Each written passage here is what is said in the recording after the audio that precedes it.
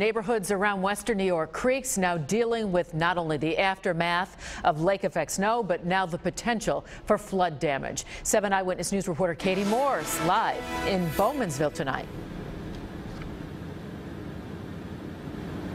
Joanna, take a look at these backyards behind me. These houses are on Maple Drive in Bowmansville, and residents aren't getting into their backyards tonight unless they have a canoe. You can see the floodwater up a couple of feet all the way up until their back doors.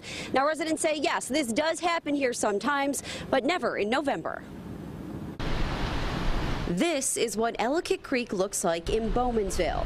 And this is how the yards of surrounding neighbors look. This obviously isn't the worst that we've ever had, but it is probably, I'd imagine up there. Chris McCroby lives in one of those houses. His basement is often a casualty when the creek overflows. We go by how many steps we can still see in the basement. Today was 4 steps. The worst it's ever been, we were only able to see about 2.5 steps at the worst. While flooding across Erie County wasn't as bad as expected, Ellicott Creek did overflow its banks. That overflow closed Stony Road in Lancaster and Arrow Drive in Cheektowaga during the Tuesday evening commute. The Bowmansville Volunteer Fire Department brought in 1,000 sandbags to put around the building and for residents to take. Normally we see it in the spring of the year if there's a heavy thaw or a heavy rain, but this time of year it's a little odd.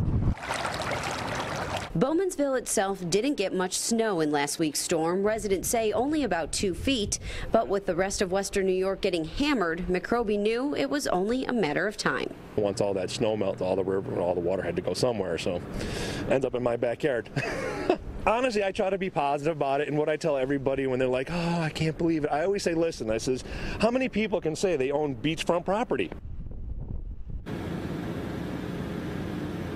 There are a lot of people out here tonight with waterfront property on Maple Drive behind me or over on Main Street here in Bowmansville. Again, residents saying this happens all the time, and I wasn't kidding before. There are some people who literally do have boats that they use to get around their backyards when this happens. Now, the fire chief says this should go down within the next couple of days. He already thought the water was receding this afternoon. We're live in Bowmansville. Katie Morse, 7 Eyewitness News.